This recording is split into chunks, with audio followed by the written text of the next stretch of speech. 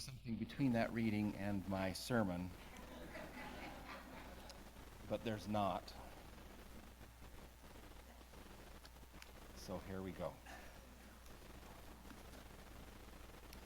In today's sermon, we're going to reimagine all the famous movies and music awards so that a little gay boy growing up in the 60s and 70s can shed his shame. How he daydreamed and felt and fantasized and rearranged all the TV, music, shows, and literature to be from his perspective. The Tony Awards come first, of course. Those my age or older will remember Yul Brynner in The King and I. He opens his tie-inspired shirt to show his chest. Oh yes. That's when I sang Getting to Know You. Or Hello, Young Lovers, Wherever You Are. How that song runs forever in my mind, me singing to two young gay men in love. I wanted to burst out singing Hello, Young Lovers when I saw the beautiful gay couples at the recent Hindu wedding David and I attended. The King and I, 1956. I wasn't born yet. Fun fact, getting to know me, I first kissed a man in 2013 in Portland, Oregon. I was 49 years old. My journey to the UU church is a meandering one, but I can truly say love is my religion. I could list scores upon scores of loving experiences and true friends here at UUCCWC and at my first UU church in Pasco, Washington, where I began my spiritual journey. I've researched so many books and writings on theodicy and the UU idea that to question is the answer is now my spiritual foundation. As I've journeyed, I found one foundational religious principle for my life. Quote, please, no apologetics for the suffering in the world. To come up with a reason for suffering is to be part of the problem. We just have to do everything we can to stop it, unquote. This is from a Facebook friend who I've not met, Don Alden, from December 4th, 2018, in a Facebook post. Now back to our awards. My mom loved musicals, but she was very picky and gave out her own awards as to which musical was the best. She gave Tony Awards to The Sound of Music, The King and I, South Pacific, and My Fair Lady. But she gave low scores for The Music Man, Oklahoma, and Carousel. She gave Paint Your Wagon a mediocre 6 out of 10, though there were some of her favorite songs in that one. Lerner and Lowe, Rodgers and Hammerstein, such partners. Camelot, Brigadoon, and Man of La Mancha. I loved them all. I found out, though, shortly after coming out gay in 2013, that there are many gay men who don't like musicals. It was shocking to me.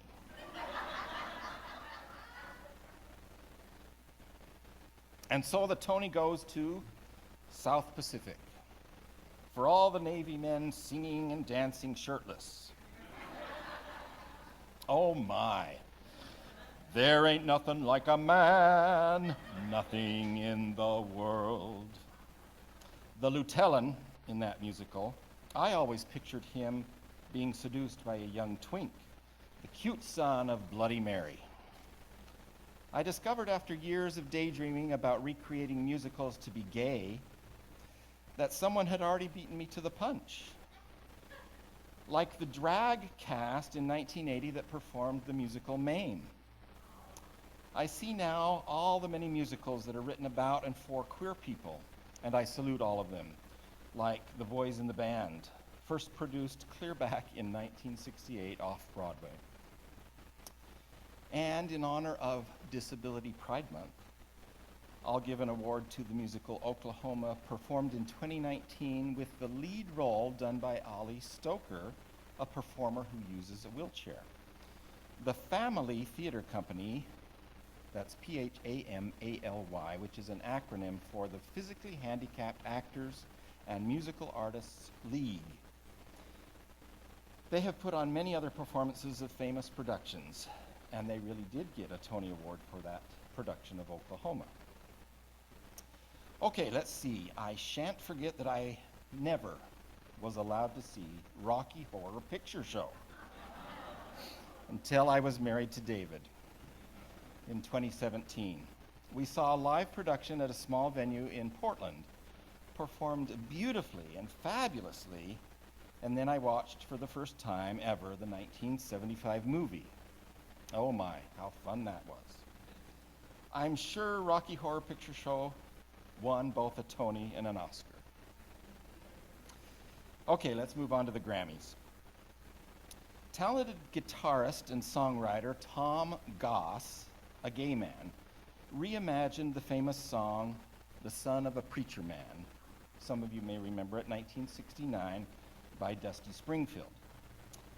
He reimagined it into a music video of two young gay boys who fall in love, and one is the son of a homophobic preacher. You've got to look it up on YouTube and watch it. It will simply tear your heart out, as the preacher man won't let his son be gay. Tom Goss also has many other music videos, like Bears. So much fun. Think of all the songs that have been composed for heteronormative culture, and then stay with me here. Reimagine them with different lyrics from my perspective as a gay man. I have fantasized like this for so many years. Me singing to my puppy-love gay crush. You may get a kick out of these redone lyrics. This one is from Queen, which I won't try singing. I'll read it with a little bit of rhythm. Oh, won't you take me home tonight? Oh, down beside your red firelight. Oh, and you'll give it all you got. Fa-la-la, boys, you make the rockin' world go round.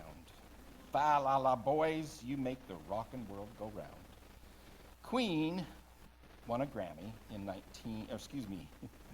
the song was from 1978. They won a Lifetime Achievement Award in 2018.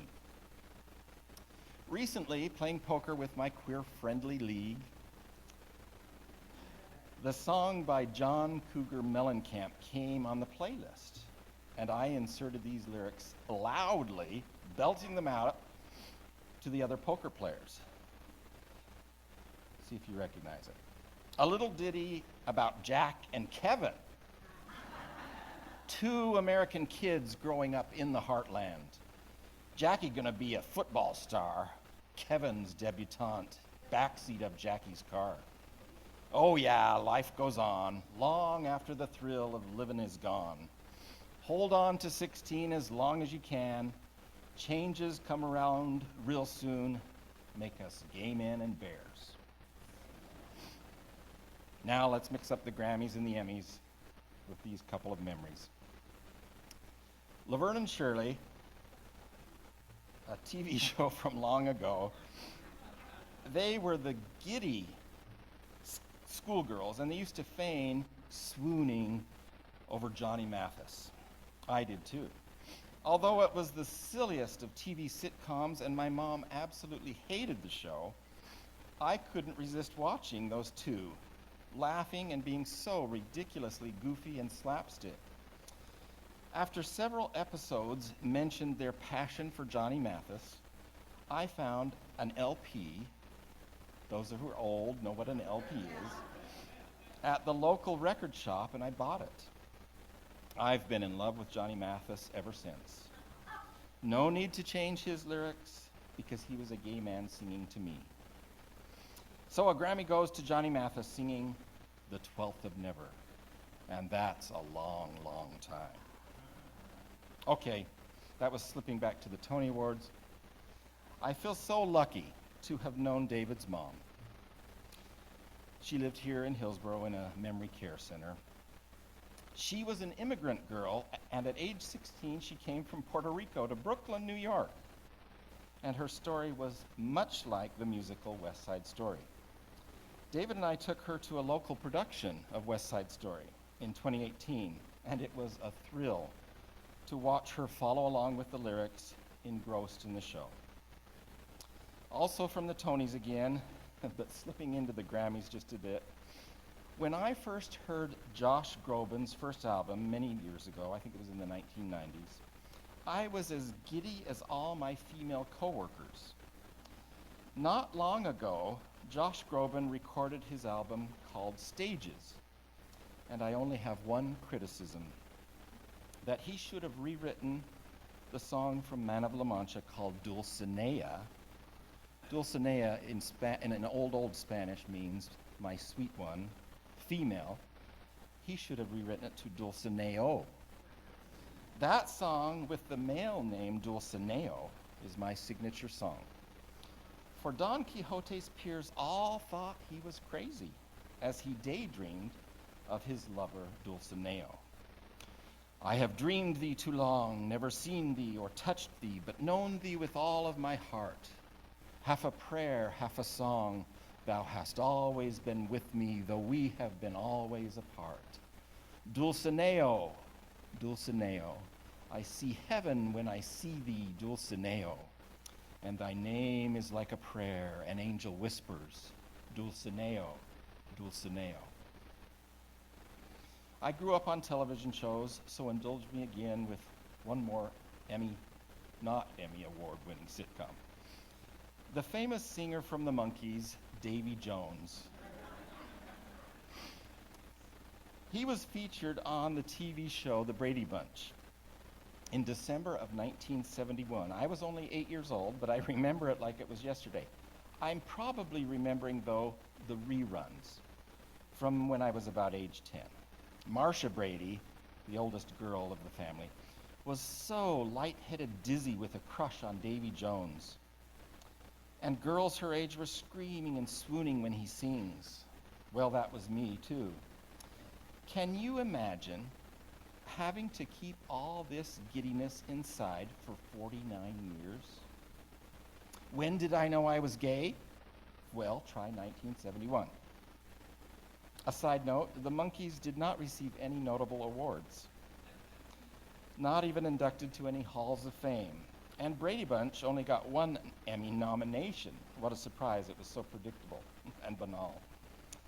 I think in general the world is getting better, in general, as it relates to ridding ourselves of homophobia and transphobia. 2 of our 16 grandkids helped us celebrate Pride Month by sharing a TV show called Heartstopper, which we found out from these 2 grandkids that it was based on a graphic novel they had both read. I got to see Heartstopper star Joe Locke jogging in a park in London when we were there last year. Heartstopper is streaming on Netflix, and kudos to public education that has exposed these grandkids to the good things about Pride Month. And thanks to our aesthetics team for leaving up the pride. And Gail for wearing a fun t-shirt. Let's see, we didn't make it to the Oscars, though many of the musicals I mentioned were Oscar winning because they were adapted to the screen.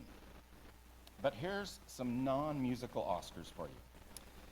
My ex-wife and I both loved old movies of the Doris Day and Rock Hudson era. She enjoyed watching the heartthrob Rock Hudson as much as I did. I was just hiding it. In our early married years, we spent many Friday nights enjoying a movie theater in Salt Lake City that featured old movies and very cheap tickets.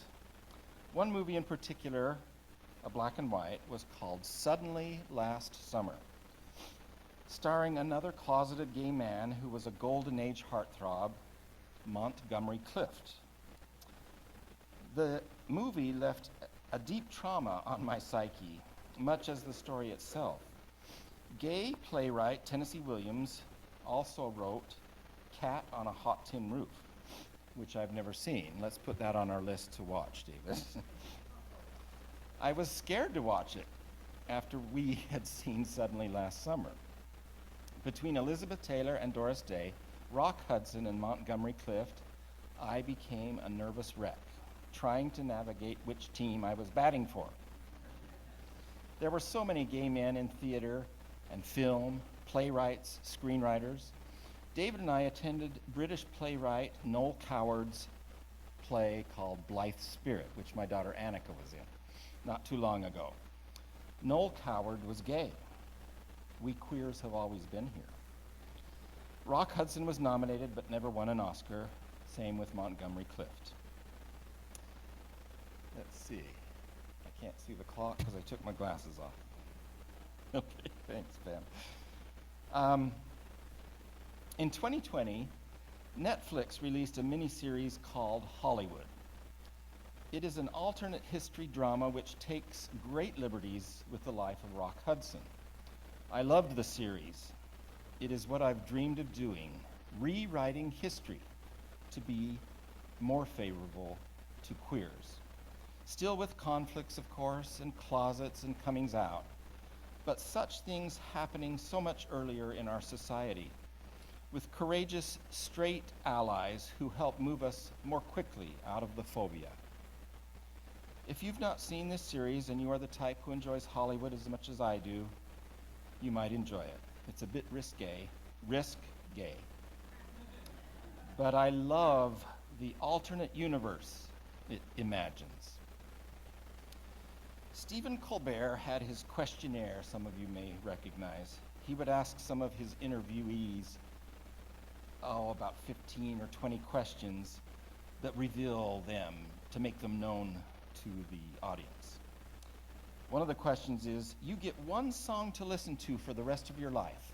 What is it? My song would be Rhapsody in Blue. I love music of all kinds, but that piece to me is the zenith of all music. And so I could listen to it for a lifetime, not over and over again, but periodically. Another question from him, what's the best sandwich? Well, I'm a simpleton, and I go with peanut butter and apricot jam. He often ended the questionnaire with, describe the rest of your life in 5 words. So here's my 5 words. But I'm not ending yet, so don't cut it off. Grandkids, music, art, and Papa David. For the Pulitzer Prize, I don't have much to offer, as I enjoyed mostly nonfiction books as a teenager and a young adult, and I don't remember transmutating myself gaily into any books that I read. But David's high school friend, who we get to see in October at his 50-year high school class reunion, she has 2 kids, actually 5 kids, but 2 of them have written and published queer stories. And that's how I'll end. I like my books queer. I saw this at a bookstore and couldn't resist just buying it her to take to her in October. That's what I've done all my life. Imagined a better world for me and my queer community. We are gay and straight together, and we are singing for our lives. I hope that it is said of me in a real eulogy that I tried my best to be kind to everyone, except Trump.